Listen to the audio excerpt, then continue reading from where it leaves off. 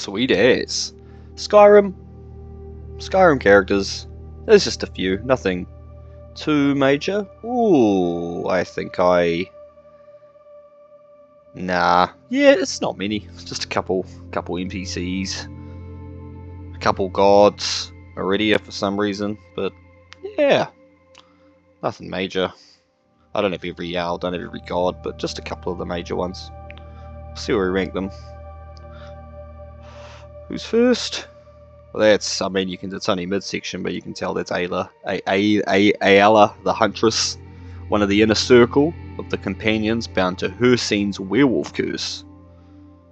And you'd say she's fully committed to the old Nordic warrior ideals. You know, she looks so judgmental, I feel.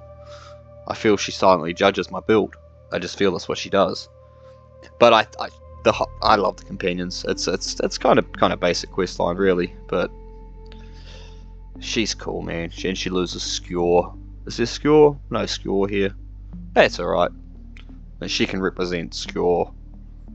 It doesn't even have like Mages Guild here. There's a couple Thieves Guild, couple Brotherhood. Yeah, well, College of Winterhold's overrated. Ayala can be there. Next is Astrid. Took over the Dark Brotherhood after it abandoned the Night Mother, which directly led to the faction's collapse. Her leadership was poor, and I think it's fair to say she probably ran an assassin cult like a group project, and then was shocked when it failed miserably. And she tries to sell you out. She's E, because obviously F tier is for one person, and we'll get there when we get there. But yeah, evil lady. I know it's a cult of murdering, death worshipping psychopaths, but her on her own, she's the worst one. Jarl Balgruuf the Greater, a seasoned warrior who tries to keep Whiterun neutral to protect it from the Civil War, but obviously you do the Civil War quest, it doesn't quite end up that way, depending on what side you pick. It often feels like he's the only real adult left in Skyrim, and he's clearly exhausted by it. Look at him in his seat. But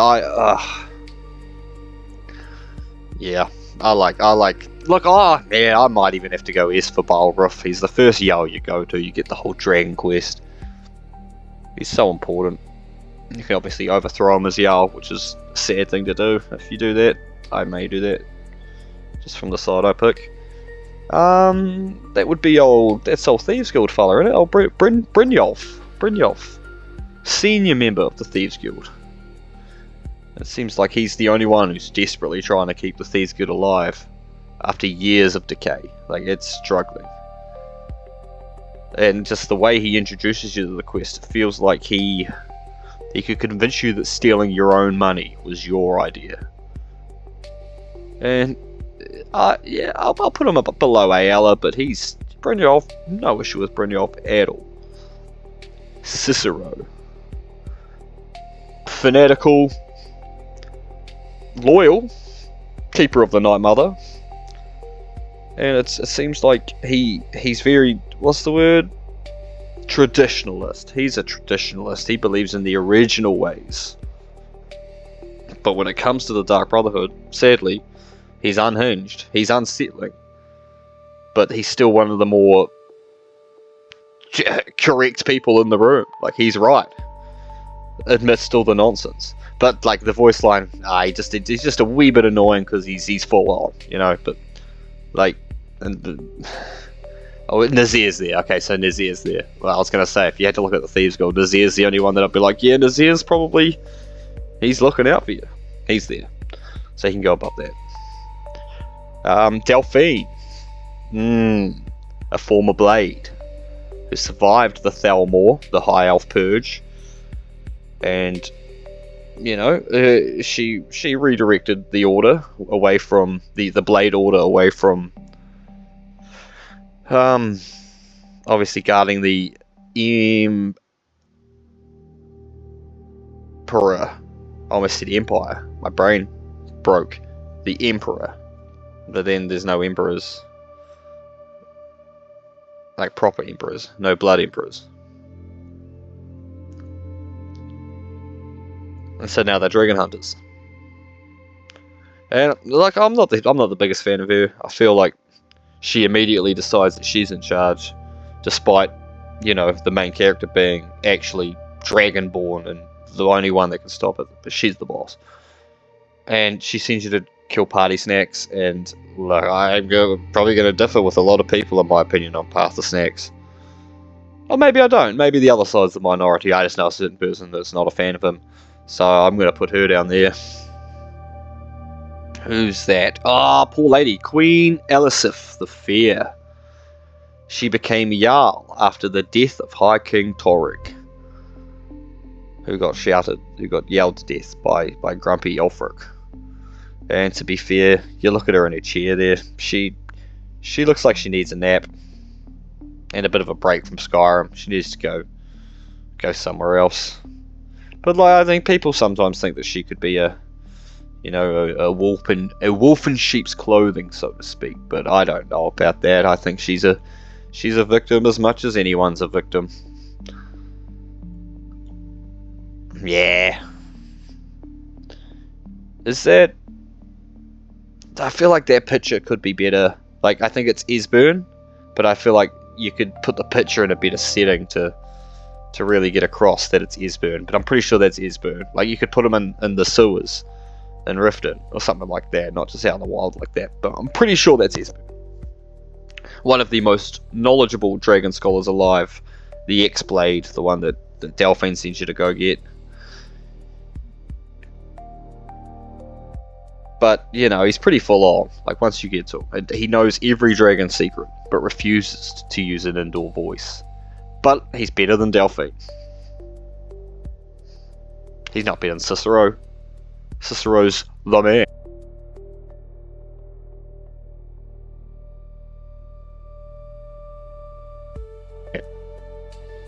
Next is one of the brothers. I mean, it's in alphabetical order, so that'll be Farkas, and Vilkas is at the bottom. A powerful companion warrior who values strength and loyalty above all else. No thoughts, just sword and respect. Like he's a good joker. Like there's no doubts. A lot of the companions, I have, you know, they're all right. And he's another werewolf. You know, that's something else they just casually deal with. I'm actually going to put Ayala up to S tier just looking at this. She's great. Number 10, Guardsman. I'm assuming that's a random guardsman unless there's George or someone. Is there a guard called George? I don't know. But, you know, they interact with everything. What faction you choose, if you yell at people, how famous you are. But I feel deep down they exist purely to remind you of that one arrow. But that's still, it's iconic. It's iconic. The big the blob thing. He comes to see you once you talk to that scholar who's studying that discerning the transmundane quest. I can't remember the scholar's name, but Hermaeus Mora. My brain just got it. It's Hermaeus Mora. Yeah, he's that cloud that appears and talks to you. Daedric Prince. What would be Daedric Prince of? I guess you'd say like forbidden knowledge, maybe, because he like manipulates people like through curiosity more than just telling you what to do. Like he has all the answers, but it's just on explaining them in the most uncomfortable way. But just, you know, he could look better. Delphine sucked. You can D for Delphine. Irilith, great. Irilith's S tier. I'm going to put Irilith in S tier. But let's just, you know, maybe a little bit about her. Former Dunmer, as in, I almost said Black Elf, Dark Elf, Night Elf, one of them. Former Dunmer mercenary who rose to become Jarl Balgriff's most trusted military advisor. And the thing about her is, she actually does her job, which immediately puts her in the top 1% of NPCs. Like, she's competent and confident in her job. As soon as you come in the thing, as soon as you come in the longhouse, she straight up to you with sword drawn, like, what the fuck are you doing in here? I'll put her above Ayla. She's great. Irilith's great. Isran, angry vampire guy. Former vigilant of Stendar, I believe. And the vamps wiped out his vigil. So he founded the Dawn Guard. I think the mate said it to me. He said, if Isran had a hammer, every problem would still be vampires. But Dawn Guard quest is cool. That whole expansion's cool. He's just a bit... Yeah, we'll put him below... Yeah, go below. Very important guy here. That is the Solitude House Carl Jordis the Sword Maiden. It's like she's kind of like kind of, I don't know how you'd put it, like Lydia 2.0. Like that's what they're trying to do here. Give you a Lydia later on in a more expensive city that seems high class. But Lydia's top quality. I'm gonna put her top of B because she's never the companion I pick. She's just not. But if you're the companion I pick's not even really here, it'll be Lydia or Janessa. Janessa's great. Now I know that Khajiit. That's Mike. Mike the Liar. A recurring character through Elder Scrolls. Kind of known for breaking the fourth wall with his half-truths. He's a real buzzy character. He's never fully lying, but never fully telling the truth.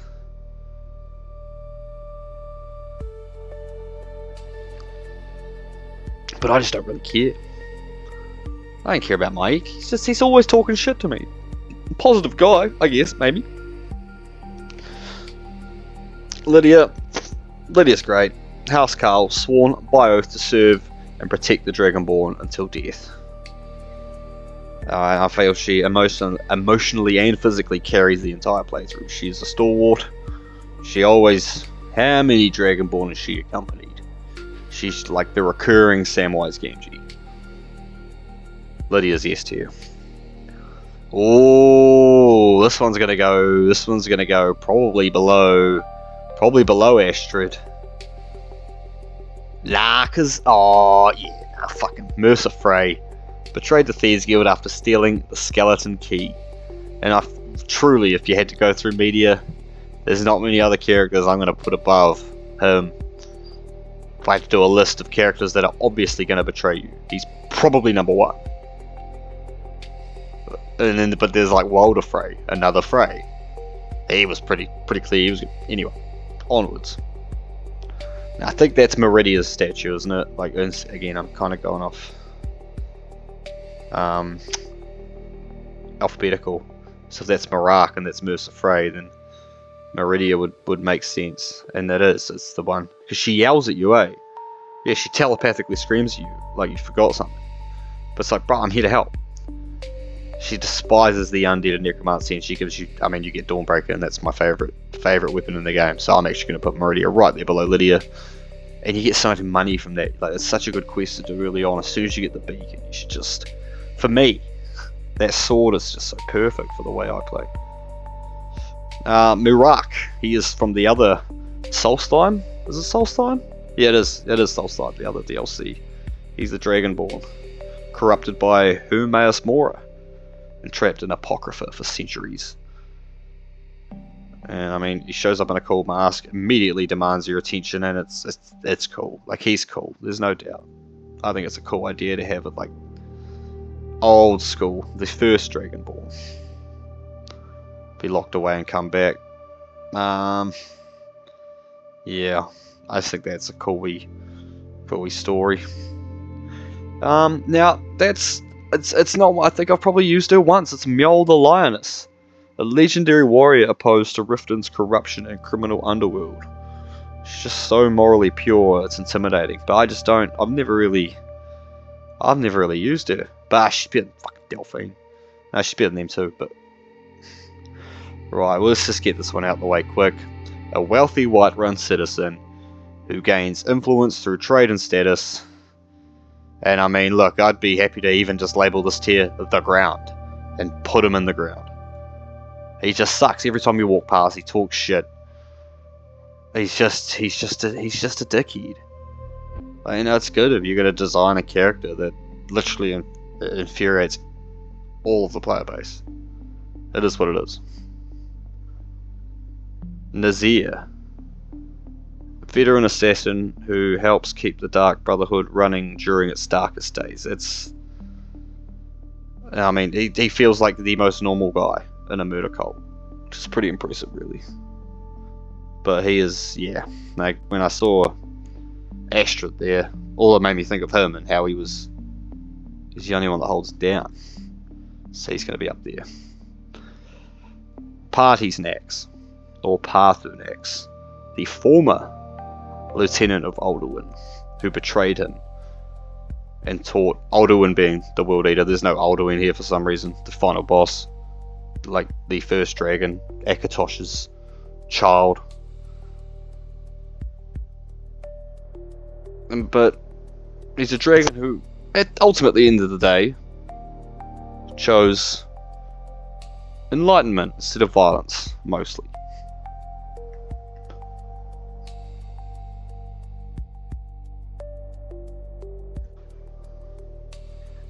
But I won't kill him. When old Delphine sends you to kill him, I won't. And I understand the opinion that it's like, if one of, like, say, Hitler's generals, but they probably did flip sides. If Erwin Rommel swapped sides and taught the Allies some tech, do you forgive all the war crimes that they committed when they were on the bad side? That's an interesting dilemma. For me, you can just tell by just talking to him. He's a good spirit now. No doubt in my mind. He has worked through and fights against his urges.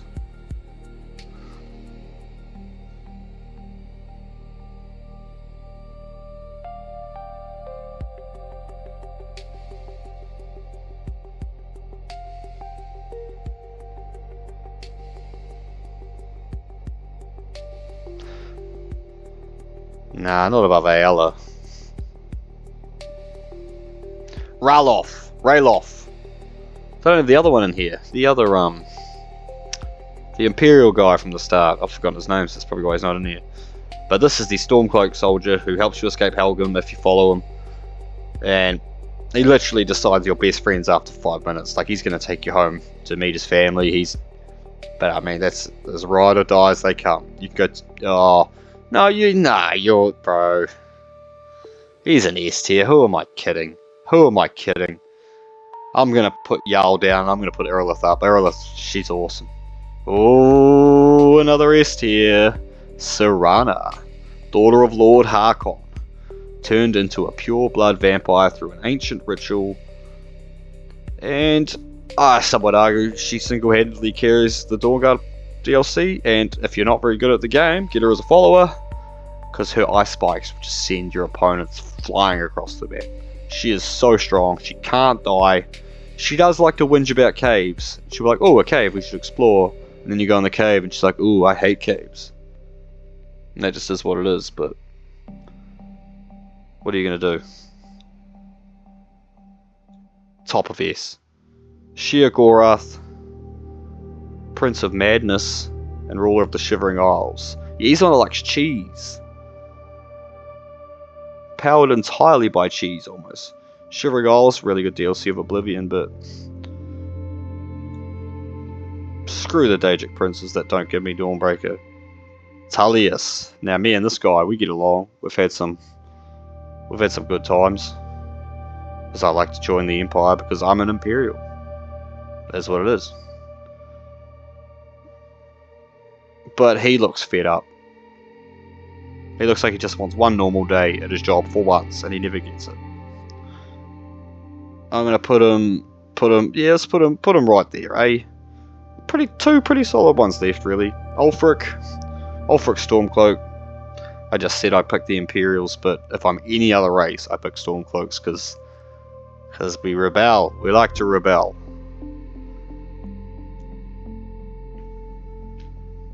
literally yelled his way into a rebellion. That's what he did. Shouted the High King to bits. But he's quite cool. Parthenax, Ayala, the other Jarl. Yeah, he's cooler than the other Jarl. I will put him right there. And then last, Vilkas. Companion warrior. Struggling between honor, intellect, and the werewolf stuff. And I feel like he's angry smart, but constantly disappointed in everyone. Let's go A again. He can go above Farkas. Yeah. Look, I'm happy with that. Really, a lot of characters pretty high. Turns out I don't hate many at all off here. But I mean, I feel like a lot of people, like, they get fired up at Lydia, but you've got to, come on. How many people has she carried? And Serana. Yeah. No, anyway. That's going to be it. Tell me a favourite. Get the conversation going and drop a follow, or drop a sub, and a like, if you want to. Yeah, thank you very much. See you.